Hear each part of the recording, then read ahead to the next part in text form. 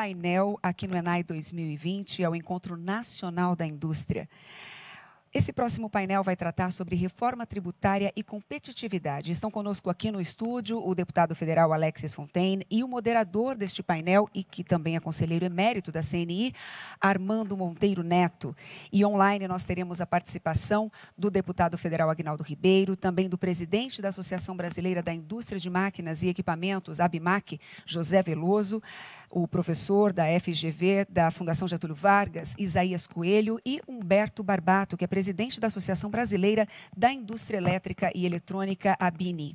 Nós informamos mais uma vez que este painel terá duração de 50 minutos, sendo os primeiros 40 minutos de debate, seguidos aí de um momento de perguntas e respostas. Você está mais que convidado a participar enviando a sua pergunta através do espaço para perguntas na nossa plataforma. Com a palavra, então, o moderador Armando Monteiro Neto. Muito boa tarde a todos, é um prazer poder participar aqui desse painel com a presença de tão ilustres debatedores e participantes. O tema que é objeto do nosso painel, sem nenhuma dúvida, é um tema da maior importância, sobretudo na perspectiva dessa agenda de reformas do país. Eu estou seguro que a reforma tributária talvez seja das reformas a que mais pode impactar o crescimento, porque ela atua diretamente no ambiente de operação das empresas. Todos sabemos que o Brasil tem um sistema tributário complexo, disfuncional e que tem, por assim dizer, um viés anticompetitividade. É um sistema que tributa os investimentos, que onera as exportações, que não tem transparência, que em grande medida não se harmoniza com os sistemas tributários da maioria dos países. Portanto, o Brasil precisa efetivamente avançar no sentido de criar um sistema tributário de classe mundial.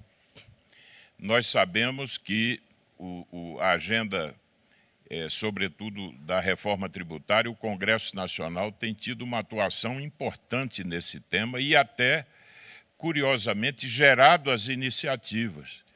É por essa razão que temos tramitando no Congresso duas PECs, uma que é originária da Câmara, que é a PEC 45, e uma que é originária do Senado, a PEC 110, que estão sob exame da comissão mista, que foi muito boa hora criada para tentar construir uma visão, eu diria que uma visão integrada entre as duas casas do Congresso Nacional. Nós temos aqui a participação de dois ilustres congressistas. O relator da reforma tributária, o deputado Aguinaldo Ribeiro, que tem a responsabilidade de construir o texto, o relatório, que será, em última instância, votado pela comissão mista e na sequência, pelas duas casas do Congresso Nacional, e temos também a presença aqui ao nosso lado do deputado Alexis, que tem sido um membro muito atuante da comissão, e vem acompanhando de perto os trabalhos e dado uma contribuição muito qualificada a esse debate. Eu estou aqui com o deputado Aguinaldo Ribeiro, eu tenho a satisfação de passar logo a palavra ao deputado, que me parece que tem um compromisso agora e que, portanto, eu quero saudar e desejar e passar imediatamente aqui a palavra ao deputado Aguinaldo Ribeiro. Seja bem-vindo, deputado, aqui ao nosso encontro. Eu que agradeço, queria cumprimentar o nosso senador Armando Monteiro, né, que tem, sem dúvida nenhuma, expressa a sua liderança, né, no setor produtivo brasileiro. E cumprimentar o meu colega, o deputado Alexis, também um parceiro importante na construção desse debate da reforma tributária do nosso país, tem sido uma figura de destaque, ajudando a construir, né, uma proposta que, de fato, enfrente os problemas de complexidade, de segurança jurídica do sistema tributário que nós temos hoje no nosso país.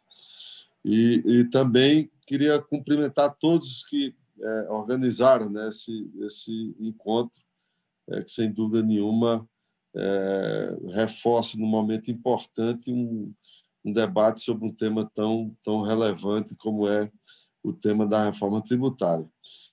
E dizer que nós persistirmos até por um momento em que o país precisa, além de avançar para melhorar o sistema tributário brasileiro, e em tudo que nós estamos discutindo na construção de um substitutivo que contemple, né, a simplicidade tributária, que enfrente os problemas que nós temos hoje de insegurança jurídica, que diminua o contencioso tributário, que diminua e o compliance tributário que nós temos hoje no nosso país.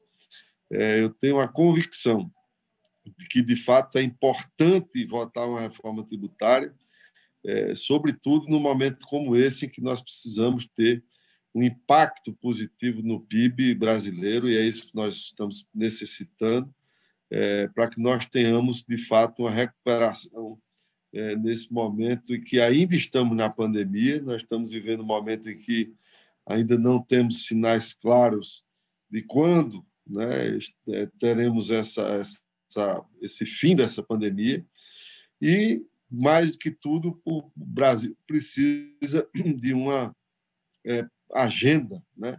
Eu não tenho dúvida que a agenda importante nesse momento é a agenda da reforma tributária. Nós temos conversado com vários parlamentares, com várias lideranças dos setores produtivos do nosso país, né? E eu tenho a convicção de que esse é o momento em que nós precisamos estar unidos para que possamos agendar e votar a reforma tributária. Eu defendo ainda que seja esse ano, né? Apesar de termos aí ainda um período de segundo turno, apesar de termos uma agenda que algumas pessoas, infelizmente, antecipam o processo na própria casa, na Câmara dos Deputados, mas eu acho que esse compromisso é um compromisso com o país. Ninguém deve deixar que os seus interesses pessoais, né, se sobreponham ao interesse do nosso país. É nessa linha que nós estamos defendendo que, de fato, nós tenhamos uma agenda, de fato, positiva, e que, de fato, nós possamos reformar esse sistema tributário que nós temos para melhorar o ambiente de negócio, né, para trazer previsibilidade, tudo aquilo que nós temos discutido ao longo desses 2 anos em que a Câmara e o Senado, né, se debruçaram nesse processo. Eu aproveito também, Armando, para cumprimentar o nosso companheiro, o senador Roberto Rocha, né, que enfrentou agora uma cirurgia, tanto ele como o seu filho, né, e desejar que todos já estejam, né, restabelecidos, né, desse processo. O nosso deputado presidente da comissão da PEC 45, deputado Hildo Rocha, que também está se recuperando, afetado que foi pela Covid-19, mas eu tenho certeza que todos estarão aí bem e com disposição para enfrentarmos esse tema que é tão importante para o nosso país, ainda que nós temos a adesão, né, e o compromisso do nosso presidente Rodrigo Maia, que ainda hoje me cobrava exatamente: vamos trabalhar para logo assim que passar as eleições nós possamos dar a prioridade máxima à reforma tributária no nosso país. Então, eu fico aqui à disposição para ouvir também alguns companheiros, Armando, e dizer que não poderia, de forma alguma, por isso que fiz essa ginástica, né, para estar aqui com você, eu não poderia lhe faltar pela expressão que você representa no nosso país, e aqui estou presente, inclusive, para participar mais um pouco, se for o caso. Eu quero aproveitar, quer dizer, com essa enorme audiência que temos aqui virtualmente, para não perder a oportunidade de lhe perguntar sobre o que é que podemos esperar ainda da agenda legislativa desse ano em relação à perspectiva, pelo menos, de votação da reforma, da proposta, na própria comissão mista.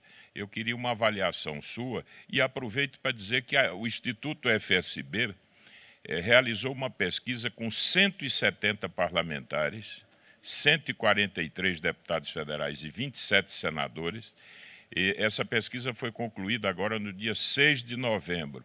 95% do universo que foi pesquisado considera que é fundamental promover a reforma do sistema tributário e 71% entendem que deve ser a prioridade da agenda ainda este ano.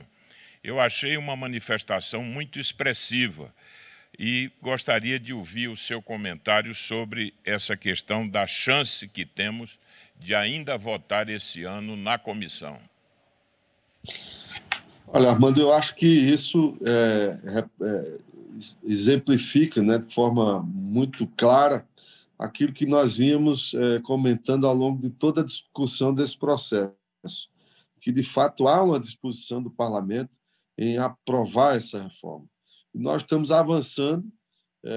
Pessoalmente, já estou consultando, a partir de amanhã, alguns colegas, né? Com o substitutivo, nós temos algumas consultas que me faltam fazer em alguns temas específicos, para a partir daí finalizar, e já no fim das eleições, eu acredito que com essa disposição de todos de votar esse tema, eu acho que ele é um tema que está muito maduro para ser votado. Ele já foi amplamente debatido no país, ele foi...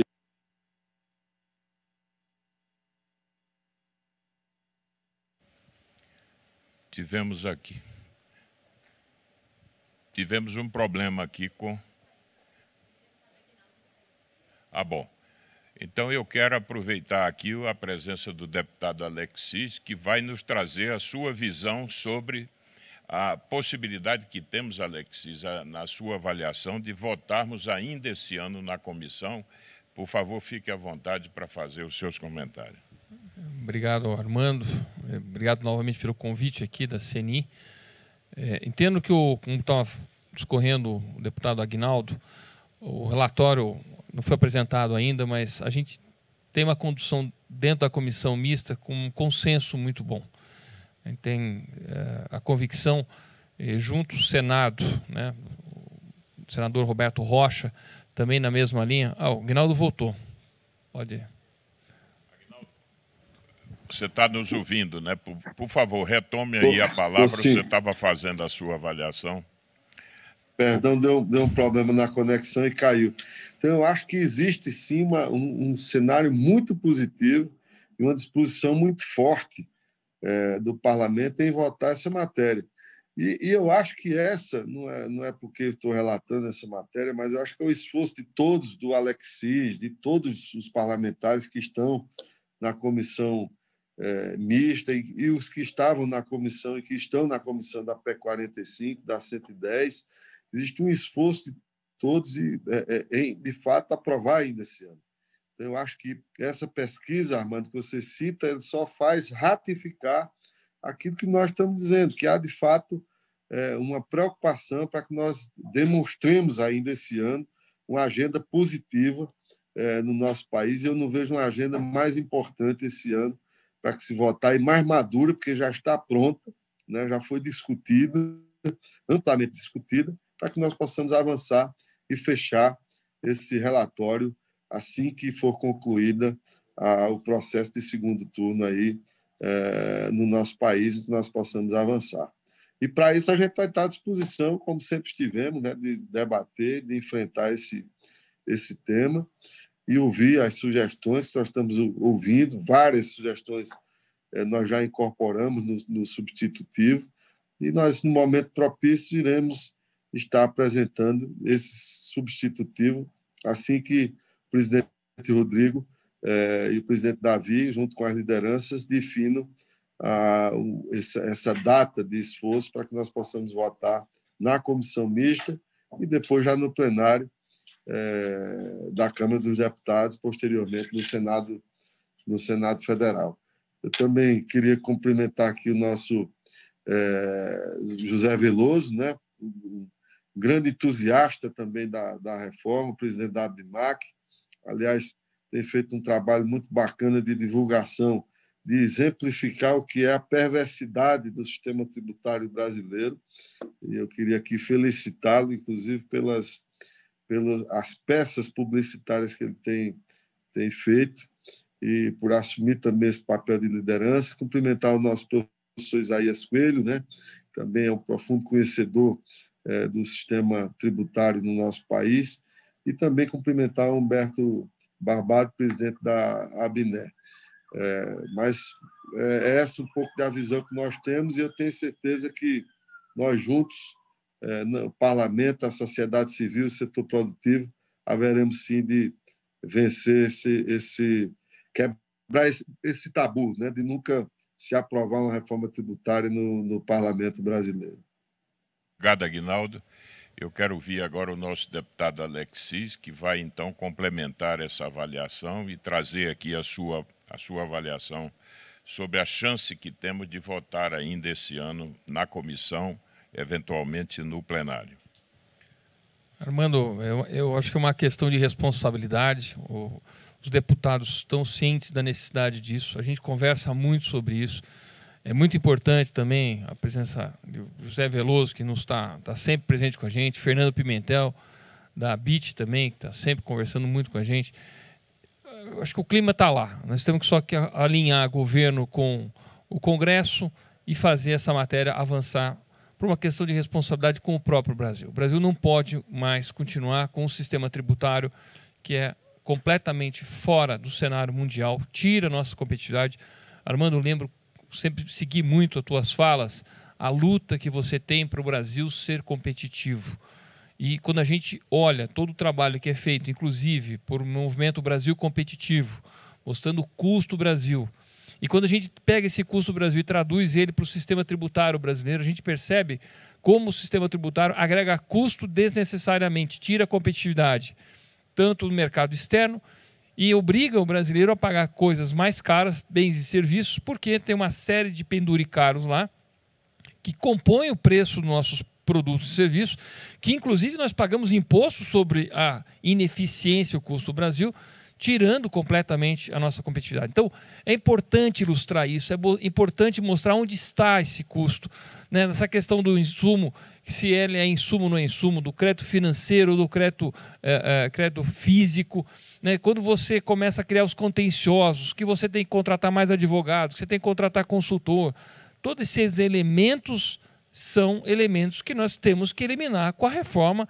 E está pronto. A PEC 45, o próprio relatório, que ele elimina essas dores de cabeça de origem e destino, elimina todos esses... Então, é uma questão de responsabilidade. O Congresso sabe disso.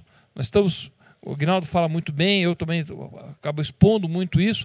Didaticamente, a gente envolver as pessoas para entregar um sistema brasileiro, tributário brasileiro, que é, como você muito bem disse, eu digo que é uma das reformas mais sociais que tem, porque ela gera emprego.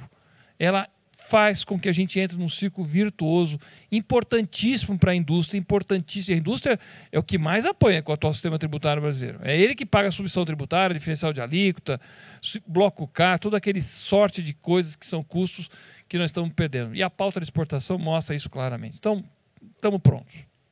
Bom, nós temos aqui a presença do professor Isaías Coelho, que é um grande expert, um conhecedor profundo dessa questão da tributação, inclusive a nível internacional. Já deu uma contribuição em instituições como o FMI sobre essa questão da tributação. Professor, eu queria, para colocá-lo aqui no nosso debate, seja muito bem-vindo, lhe provocar sobre o tema. Nós estamos fazendo uma reforma que está centrada na tributação sobre o consumo, entendendo que o Brasil tem hoje uma tributação muito desatualizada sobre a base consumo. Eu sei que o professor estuda, por exemplo, a experiência do IVA ao longo do tempo. O professor usa até uma expressão interessante, um IVA de quarta geração, que é o que nós queremos construir. A pergunta, professor, objetiva é o seguinte: de que modo as PECs 45 e 110 dialogam com aquilo que seria um modelo avançado conceitualmente do IVA, do Imposto de Valor Adicionado?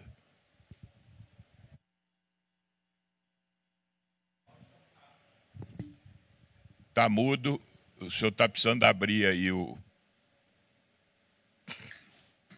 Muito obrigado pela oportunidade, doutor Armando. Saúdo aos debatedores e aos senhores parlamentares que tomaram seu tempo de dividir conosco nesta tarde assunto tão importante para o país. Olhe, há 4 projetos de reforma tributária no Congresso nesse momento.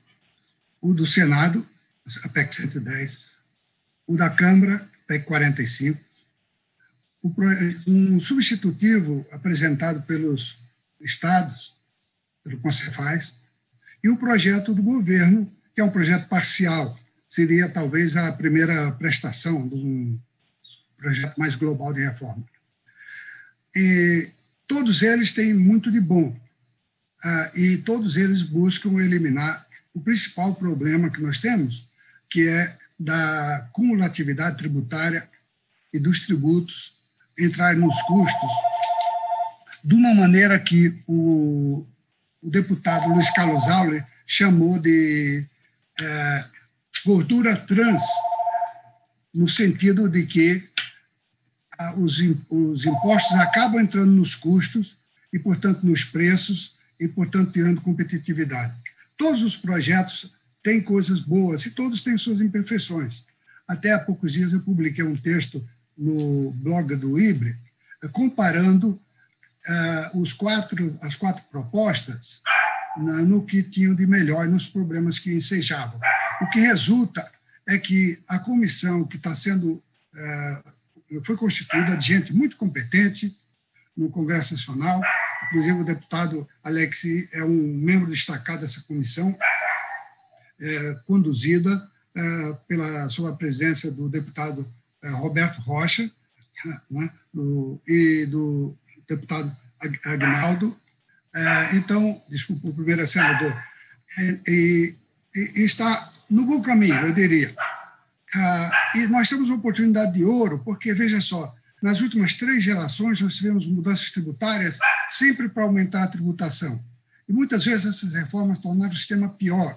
Nós estamos, então, num manicômio tributário, como já se disse. Essa é a primeira vez que nós temos uma reforma que não é para arrecadar mais. De fato, todos os projetos têm isso em comum. É para arrecadar a mesma coisa que antes, porque a carga tributária já chegou a um nível muito elevado. Então, a questão é de tributar melhor, de retirar as travas que nós temos ao empreendedorismo, à produção, ao investimento. Esse é o objetivo principal. E é por isso, como o doutor Armando mencionou, não é só tributação do consumo que tem que ser examinada, mas ela é prioritária. Nesse momento é o que está na mesa, nesse momento é a oportunidade que há de acabar com essa distorção, com essa pluralidade de impostos que se sobrepõem e que geram um contencioso enorme, um custo Brasil tremendo, e que faz com que a economia patine. Esqueça o Covid, mesmo antes disso, nós estávamos praticamente estagnados, com pouco crescimento, com a indústria sofrendo o peso de uma competição muito grande, um desequilíbrio total na economia. Eu acho que esse é um momento muito bom, muito auspicioso, e estamos todos, acho que, sintonizados nesse propósito de, finalmente, nós superarmos esse entrave ao desenvolvimento brasileiro que está no sistema tributário. Professor, eu tenho agora a satisfação de passar a 2 companheiros aqui do setor privado que têm sido atores importantes desse processo de discussão. O nosso presidente da ABIMAC, José Veloso, que tem sido uma voz muito presente nesse debate, e o nosso companheiro de longas datas, o nosso presidente da ABINE, Humberto Barbato, que está aqui também conosco. Eu queria, Veloso e Barbato, provocá-los sobre a seguinte questão. Os setores que vocês representam, o setor de bens de capital e o setor eletroeletrônico, estão muito expostos à competição externa. A ABIMAC, por exemplo, setor de máquinas e equipamentos, o Brasil exporta muito bens de capital também. E, do outro lado, as empresas brasileiras concorrem com as importações de bens de capital. Eu queria muito ouvi-lo sobre como o atual sistema tributário, com as distorções que ele carrega, prejudicam de forma direta a competitividade desses dois setores que são tão estratégicos para a indústria brasileira. Pela ordem, eu queria ouvir primeiro o companheiro Zé Veloso. Bom, é uma alegria participar aqui desse evento da CNI. Armando, você está fazendo um trabalho espetacular frente a esse tema na CNI. Você que é nosso eterno ministro, senador e ex-presidente da CNI, né? Cumprimentar o Aguinaldo, que está fazendo também um trabalho fantástico aí à frente do tema aí, do relatório aí da reforma, e o Alexis, que é uma grande surpresa para o país, um deputado de primeiro mandato que está fazendo um mandato espetacular na Câmara Federal e se dedicando muito ao tema da reforma tributária. Cumprimentar o professor Isaías, o meu colega aí, o Barbato, nosso colega aí de várias ações em conjunto. Armando, o nosso setor ele é muito impactado, mas quando o setor de máquinas e equipamentos é impactado, impacta toda a sociedade brasileira, porque quem comprou a máquina, investimento está fazendo. Então, a agricultura, serviços, comércio e indústria, todos têm máquinas, todos fazem investimento. E também a infraestrutura, né? E o principal problema da tributação atual é a cumulatividade nas cadeias produtivas que tiram a nossa competitividade, que quando uma máquina,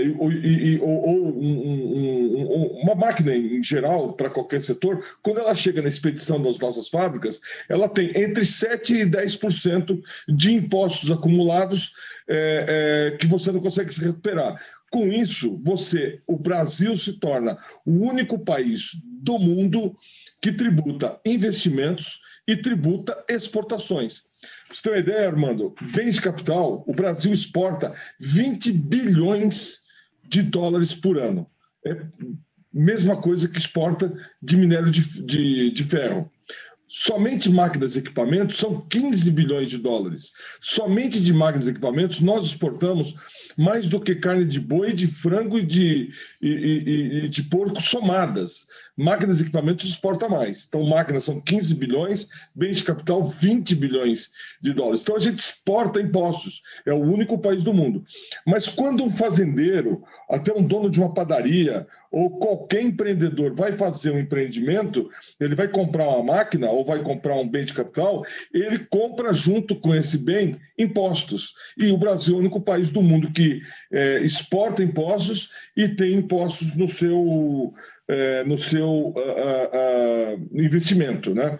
E a grande vantagem, uma das grandes vantagens da PEC 45 e do tema que nós estamos discutindo aqui na comissão especial é a não cumulatividade de impostos através do sistema IVA e também a garantia de que os investimentos não serão onerados com a restituição do crédito tributário, mesmo para projetos greenfield, ou seja, a empresa ainda não está instalada, ela ainda está em fase de investimento, mas você já tem de volta os seus impostos. Então, esse é uma grande contribuição para investimentos no país e para as exportações no sistema IVA. Muito obrigado, Veloso. Vamos ouvir agora o nosso companheiro Humberto Barbato. Por favor, Humberto.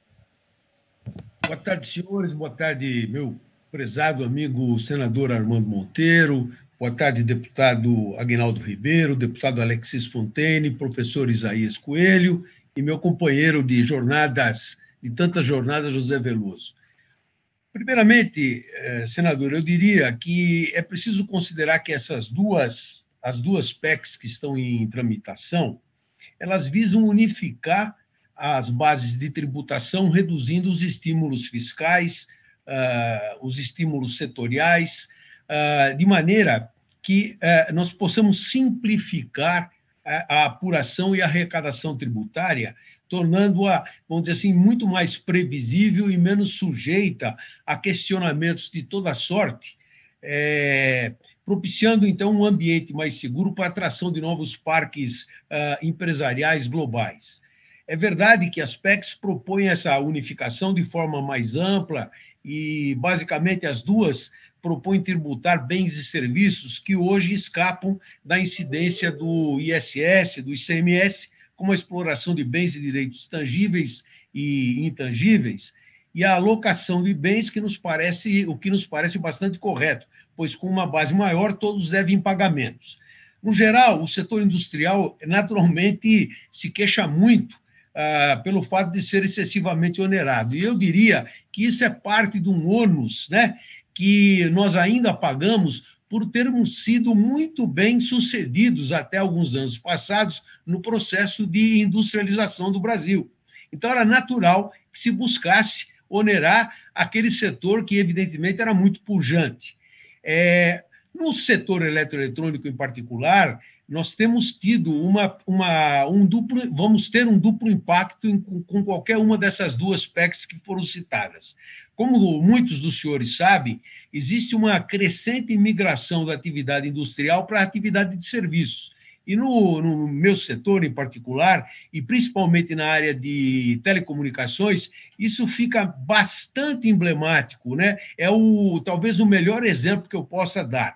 Mas eu posso também assegurar, e quero assegurar muito ao nosso deputado Aguinaldo Ribeiro nesse aspecto, que nos estudos todos que nós fizemos aqui na BINE, mesmo com essa transição dos faturamentos das indústrias, em grande parte para áreas de serviços, ainda assim a reforma tributária é altamente conveniente e ela poderá efetivamente trazer uma melhoria bastante considerável na nossa competitividade, na atração de investimentos, ou seja, nós vamos poder ocupar um espaço que eu acredito é um espaço que o Brasil tem que ocupar no mercado internacional, uma vez que, evidentemente, nós estaremos desonerando, em grande parte, a alta tributação que temos, vamos conseguir, então, desonerar em boa parte a indústria e vamos, com isso, ter maior competitividade.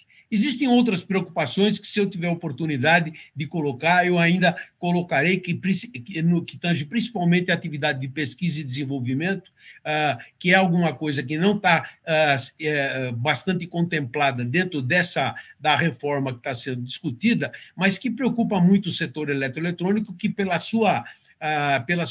por ser um setor movido à inovação e a pesquisa e desenvolvimento, tem uma grande preocupação de que essa atividade possa ser também devidamente contemplada dentro da reforma que nós estamos discutindo. Obrigado, Humberto. Eu queria voltar agora ao deputado Aguinaldo e Alexis com um tema.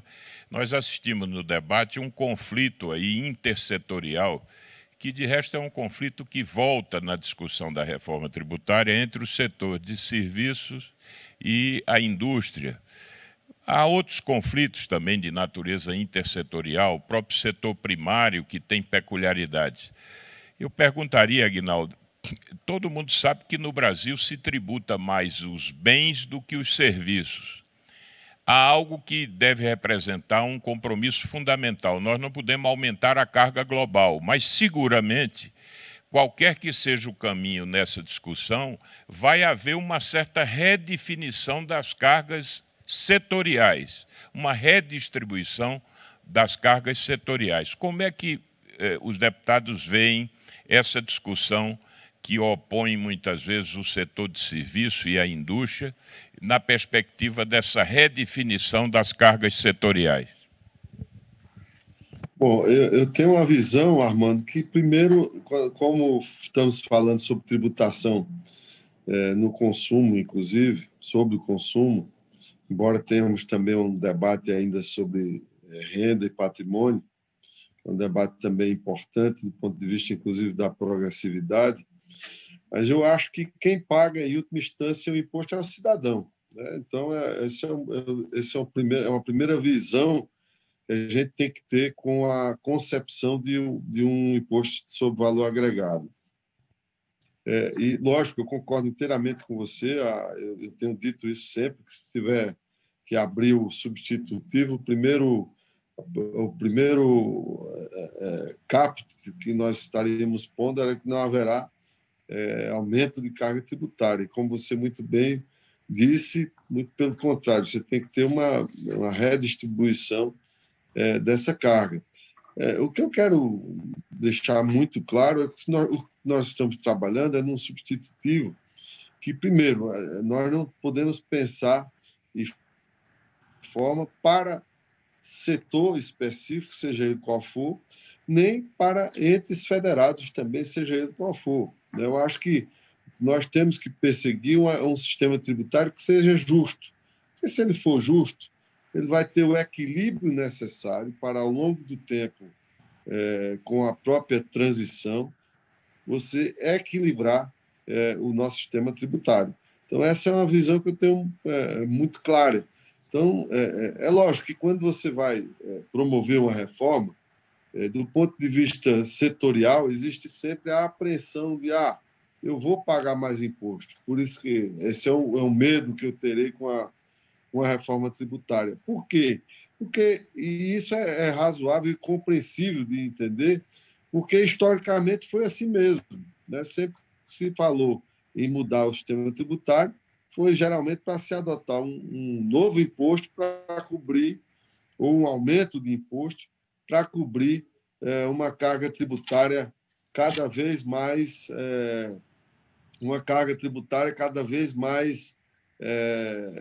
cada vez maior, de um Estado cada vez mais deficiente e mais perdulário, né? Então, é por isso que se montou esse sistema tributário que nós temos hoje, né, para cobrir um Estado que cada vez se agigantou e com um grau de ineficiência muito grande. Então, a ideia do nosso sistema é fazer essa reforma para que se simplifique o sistema, né? E aí que não haja esse embate de, olha, o setor tal, ou o Estado vai perder, o município vai perder, ou quem é que perde, quem é que ganha. Eu acho que, no final, se nós mudarmos o sistema tributário brasileiro, todos vamos ganhar, porque nós vamos ter uma melhoria do ambiente de negócios, vamos ter um ambiente com descomplicação, ou seja, simplificado, vamos ter um ambiente que vai rodar muito mais rápido, né, do ponto de vista, inclusive, da segurança jurídica, e eu acho que isso é que é fundamental num país como o nosso.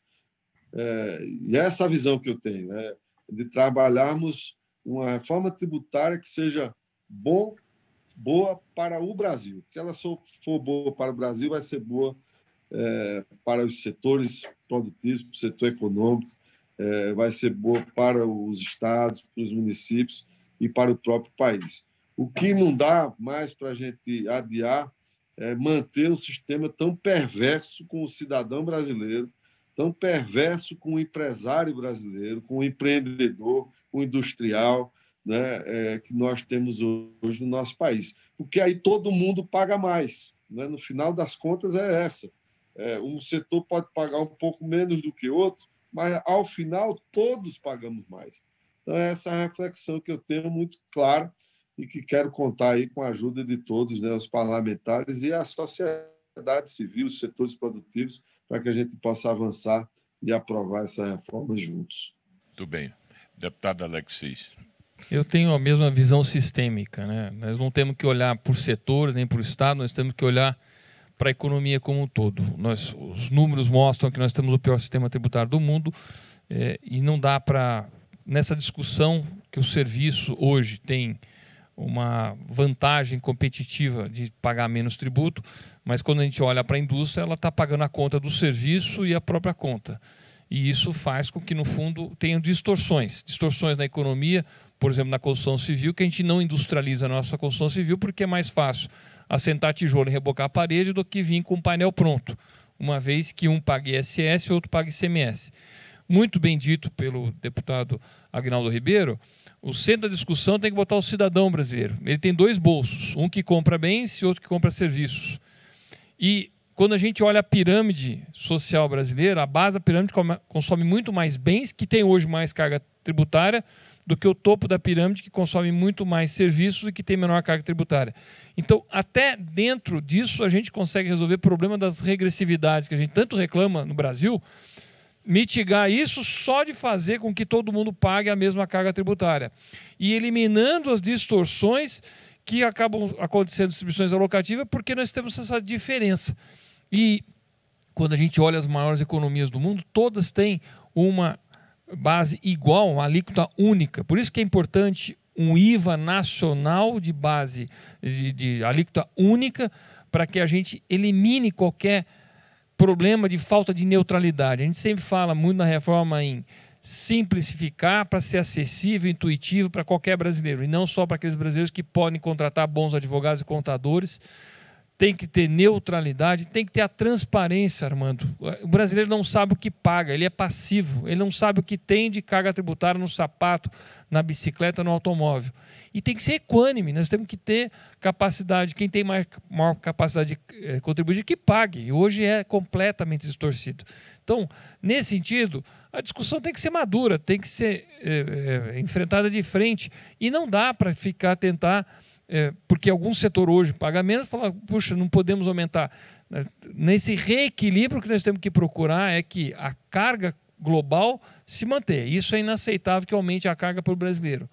Mas nós temos que acertar esses desequilíbrios aí. E vamos ter uma vantagem, Armando, que é muito importante, o próprio Aguinaldo sabe muito bem isso também, o professor Isaías, nós vamos ter uma eficiência arrecadatória, porque nós vamos acabar com aquele monte de complexidade que ajuda aquele pessoal que faz planejamento tributário, ajuda os sonegadores, ajuda aqueles que simplesmente fogem das suas obrigações. Quando a gente tiver uma lei fácil e simples, você simplesmente aponta quem está errado e quem está certo. Hoje a própria Receita sabe que comete muitas injustiças, porque a lei é ruim. Temos que limpar ela e deixar claro. Professor Isaías, sobre esse tema ainda, eu queria provocá-lo sobre duas questões. Primeiro, a alíquota uniforme sobre bens e serviços, que me parece fundamental para promover essa redistribuição da carga. Há quem defenda uma multiplicidade de alíquotas, alguns países até consagram alíquotas diferenciadas. Até. Como é que o professor vê essa questão, que é sensível? E, por outro lado, uma crítica recorrente que é feita ao modelo do IVA, ainda que um IVA renovado, de que ele não alcança a economia digital, não dialoga, vamos dizer, com a economia digital. Eu queria, então, ouvi-lo sobre essas duas questões. Brevemente, doutor Armando, a segunda crítica é totalmente justificada. De fato, o que se tem na mesa hoje, o conflito Europa-Estados Unidos sobre a tributação das grandes empresas, das grandes plataformas, é pela dificuldade tributária sobre o imposto de renda. O IVA tributa com muito mais propriedade, muito mais facilidade, porque, segundo o consumidor dos serviços digitais vai pagar. Como ele compra mercadorias, paga também. Então, essa questão não se coloca no IVA, é trivial. Portanto, a melhor maneira de tributar a economia digital é tendo o IVA de base ampla. Quanto à primeira, é o seguinte, antigamente, os países não tinham muitas informações, não tinham sistemas informáticos, então, é tudo feito em papel, não conhecia sua população carente. Então, a única maneira de mitigar o impacto sobre a classe mais pobre era fazendo uma alíquota reduzida sobre os bens consumidos, as mercadorias. Nem se pensava em serviço, então. Mercadorias consumidas pelas classes mais pobres. Isso, portanto, os primeiros IVAs era assim, tinha uma alíquota baixa para esses bens e uma alíquota normal para os outros. Não é? Com o tempo, os países foram se sofisticando, foram encontrando melhores formas de atender às necessidades de solidariedade social e, aos poucos, foram eliminando esse sistema, passando para fazer transferências financeiras, como nós temos no Brasil aqui, tivemos o salário educação, depois evoluímos para o salário família, e hoje se fala no Renda Brasil mais amplo. Não é? Portanto, veja só, a epidemia mostrou que é possível saber onde estão os pobres. Nós sabemos onde estão os milhões de desempregados, os subempregados, não é? Os informais. Nós temos CPF de todo mundo, tem o PIX, que alcança todas as pessoas. É possível perfeitamente hoje fazer um bom programa distributivo social sem complicar a tributação, porque não há razão nenhuma para que isso se faça através do imposto. Se a família precisa de uma certa ajuda, manda o dinheiro para ela, não complica o sistema tributário com isso, porque o que nós precisamos no sistema tributário é um mecanismo simples, uniforme e transversal de arrecadação, como disse o deputado Alexis, que não gere questionamento, que não gere alta inflação, que não gere contencioso. Chega disso tudo, não é mesmo? Vamos fazer o simples, o óbvio. Mais da metade dos IVAs do mundo não tem a alíquota reduzida. E são os IVAs novos. Os antigos é que tinha isso. Não é? Então, nós temos que adotar o que é o moderno, o 4.0, que pode perfeitamente prescindir dessa diversidade de alíquotas. Professor, o deputado Aguinaldo tem um compromisso. Eu queria agradecer muito a participação. Sei que ele fez aí, se empenhou muito para poder estar aqui conosco. Muito obrigado, Aguinaldo. Fique à vontade aí para você poder sair. Agradeço a sua participação. Aliás, o deputado Aguinaldo está fazendo um trabalho brilhantíssimo. Nós endossamos isso. Obrigado, senador Armando, obrigado a todos, professor Isaías, né, o nosso Zé Veloso, sempre entusiasta, né, Humberto, nosso Alexis, que também é um entusiasta, e todos aqueles que, como nós, estamos defendendo, na verdade, é o interesse do país. Né? A gente quer um país melhor e queremos já. Então, muito obrigado aí pela oportunidade e continuamos à disposição para construirmos, de fato, esse novo sistema tributário que vai contribuir para um país melhor já. Muito obrigado, um grande abraço aí a todos. Muito obrigado, Aguinaldo. Eu tenho uma pergunta aqui dos participantes que estão aqui, quero endereçá-la logo a Veloso e a Humberto, para poder, vamos dizer, tê-los aqui nesse debate também. Nós já estamos nos aproximando aqui do tempo no final. A pergunta é do João Arthur Mor. Ele diz: as duas PECs que estão em estudo divergem em um conceito. Uma PEC foca em um único IVA, que reúne os tributos estaduais, federais e municipais, e a outra apresenta um IVA dual, um IVA federal e outro IVA para tributos estaduais e municipais. Na opinião de vocês, qual é o melhor modelo? Olha, nós defendemos um IVA único federal, ele é um modelo melhor, né? Porque também ele vai facilitar a vida dos contribuintes, ele vai trazer mais transparência, e embora do sistema atual evoluindo para o sistema de valor agregado, lógico que tendo dois IVAs, um estadual e um federal, é melhor do que o que nós temos hoje, que pior do que estamos não estaremos nunca. Agora, nessa evolução, a gente entende que um IVA federal único ele é melhor do que o IVA dual. Veloso, só lembrando que seria o IVA nacional, porque o IVA federal pressupõe que é só com tributos federais. Você defende o IVA nacional, reunindo todos os tributos, dos três níveis. O IVA nacional, juntando os três, com alíquota única nacional e concordando com o que o professor Isaías falou, que benefício social não pode ser dado através de tributos. Assistência social, ela precisa, é necessária no país pobre e desigual como o nosso, mas ele tem que estar previsto no orçamento, endereçado para onde precisa e não escangalhando e atrapalhando o sistema tributário brasileiro, que é o que nós temos aqui hoje, na situação atual. Muito bem. Humberto, por favor, fique à vontade para comentar essa pergunta ou qualquer observação que você deseje trazer ainda ao debate. Senador, eu só queria comentar que nós vemos da mesma maneira. A necessidade de um único IVA nos parece mais adequada, justamente pela simplificação que isso poderá trazer. Por outro lado, eu também acredito que se nós não quisermos transformar o Brasil numa grande maquila, nós temos que realmente fazer essa reforma tributária. É a única maneira que nós temos de poder, vamos dizer assim, vencer essa fase onde praticamente essa participação nas cadeias globais de valor, ela é muito importante, mas a gente não pode só depender dela.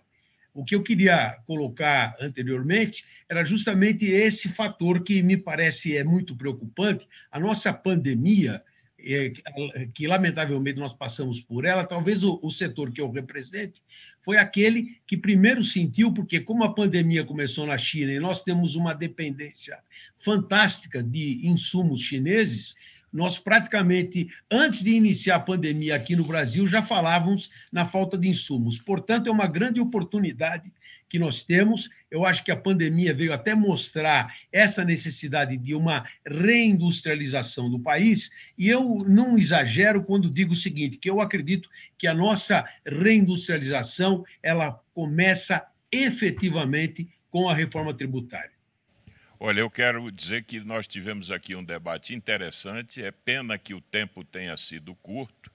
Eu quero, em nome da CNI, agradecer a todos os participantes, ao nosso deputado Alexis, cumprimentando mais uma vez pelo brilhante trabalho, ao professor Isaías Coelho, que nos trouxe aqui uma visão sempre muito completa desse tema, e aos nossos queridos companheiros Zé Veloso e Humberto Barbato pela contribuição que também têm dado. Eu quero só, ao final, expressar aqui uma convicção de quem há 20 anos se dedica a esse tema. E vivi a frustração de ensaios que foram feitos ao longo do tempo e não alcançamos o objetivo. Humberto também é um velho militante dessa causa. Me parece que agora temos uma rara circunstância que não podemos perder. De um lado, um Congresso que vem revelando claramente um compromisso reformista. Do outro, um amadurecimento do debate que nos fez convergir para o mesmo modelo conceitual de propostas. O professor Isaías disse, as 4 propostas que estão no Congresso, todas elas convergem para a mesma matriz conceitual, que é a do IVA. Isso foi fruto de um amadurecimento que se obteve ao longo do tempo. Terceiro ponto, uma sensível redução dos conflitos federativos em relação ao tema.